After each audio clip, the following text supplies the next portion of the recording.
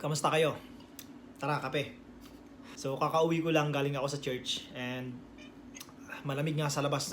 Taglamig na ngayon dito. Although autumn pa naman, pero malamig na talaga. At syempre, pag mayroon tayong kape, may pamares yan. So, kanina guys, ayan, nakikita niyo yan.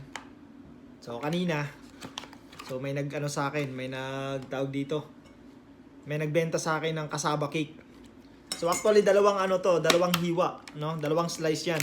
Ayan, so nabawasan na siya kasi tinikman nung kasama ko, nasarapan kaya titikman ko na rin. Ayan, kakauwi ko lang kasi galing ako sa church.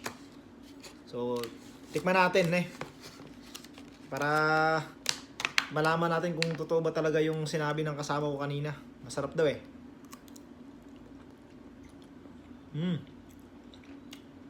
Panalo. Sarap.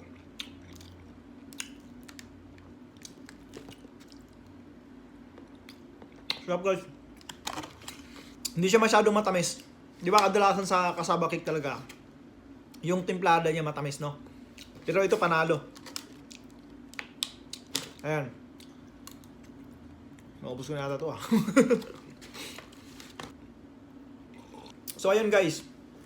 Kung gusto nyo umorder, naka-location ako dito sa Hajima, Tokyo. So kung gusto nyo umorder, PM lang kayo sa akin. Ayan. Ito yung lagayan niya. Dalawang hiwa yan, no? Dalawang slice.